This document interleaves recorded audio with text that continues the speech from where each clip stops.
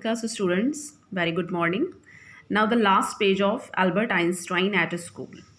Before starting the concluding part of this chapter, I'm going to say that the next videos will be lengthy. Okay, because due to some technical problem, the short videos were there. But now your videos will be lengthy, so you have to put your attention back on your videos. Okay, right, due to these videos you can clear your concepts. Don't wait for your regular running classes which were there before corona outbreak. ठीक है ना, तो ऐसे classes का इंतज़ार आपको नहीं करते रहना है कि कब स्कूल दोबारा खुलेंगे, कब हम अपने टीचर से डाउट्स क्लियर कर पाएंगे। तो इसका इंतज़ार आप क्यों कर रहे हैं? जब खुलेंगे तो आप हमारी आंखों के सामने रहेंगे डाउट्स क्लियर करने के लिए। But you don't have to clear your idea due to this thought. Okay, इस थॉट पर डिपेंड नहीं रहना है आपको। इन वीडियोस के थ्रू आपको अपने कॉन्सेप्ट्स क्लियर करने हैं, राइट। आपको एग्ज़ाम भी फाइट करना पड़ेगा, तो इसलिए जितनी भी वीडियोस आपके पास आ रही हैं उन पूरी वीडियोस को सभी बच्चों को देखना है। Okay, it's not the duty for finger counted students who are paying a lot. Okay, तो जो बहुत अटेंशन दे रहे हैं, ठीक है ना, उनके लिए ही नहीं है ये वीडियोस, केवल सभी बच्चों के लिए, और सभी बच्चों के लिए हम वीडियोस ये भेज रहे हैं। ठीक है, तो please put your potential, put your hard work towards your study, right?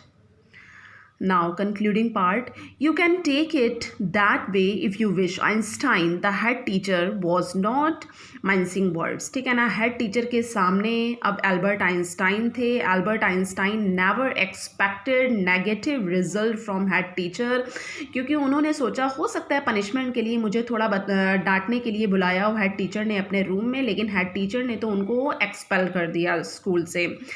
The simplest thing will be for you to go of your own accord, यानी कि उन्होंने ये कहा कि सबसे अच्छी बात, सबसे सिंपल बात ये है कि तुम अपने आप यहाँ से चले जाओ, and then the question won't arise, तो कोई क्वेश्चन यहाँ उठेगा ही नहीं। But said Albert that what crime have I committed, कि कौन सा मैंने अपराध कर दिया यहाँ पर कि इस तरह से आप मुझे स्कूल से निकाल रहे हैं। देखिए, जब हम अपने आइडियाज़ ये डेवलप करते हैं कि शायद मैं इस स्कूल में दोबारा ना आऊँ, या ये हेटफुल प्लेस है मेरे लिए, या मैं अपने आप यहाँ से चला जाऊँ, देखिए तब आपको उतना इंसल्टिंग नहीं लगता है। लेकिन जब यही थॉट कोई दूसरा आपके स्कूल के हेड टीचर, आपके टीचर, प्रिंसिपल, जब इस बात को जो आप सोच रहे थे कुछ समय पहले, उसी बात को आपके सामने दोहरा कर बोलते हैं और निकलने के लिए कहते हैं, at that moment you feel distress. देखिए, यही तो चेंज है ह्यूमन नेचर का।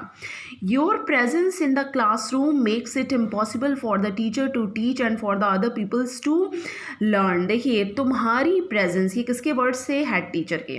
तुम्हारी प्रेजेंस क्लासरूम में होना ही, यानी कि तुम क्लासरूम में यदि बैठते हो तो ये टीचर के लिए भी टीचिंग बहुत ही इम्पॉसिबल रहता है पढ़ाना।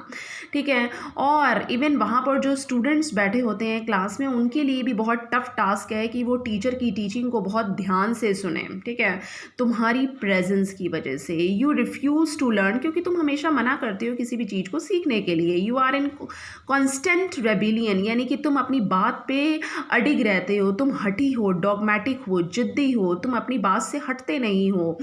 And no serious work can be done while you are there, और कोई भी सीरियस वर्क नहीं हो सकता तुम्हारी प्रेजेंस में। Albert felt the medical certificate almost burning a hole in his pocket.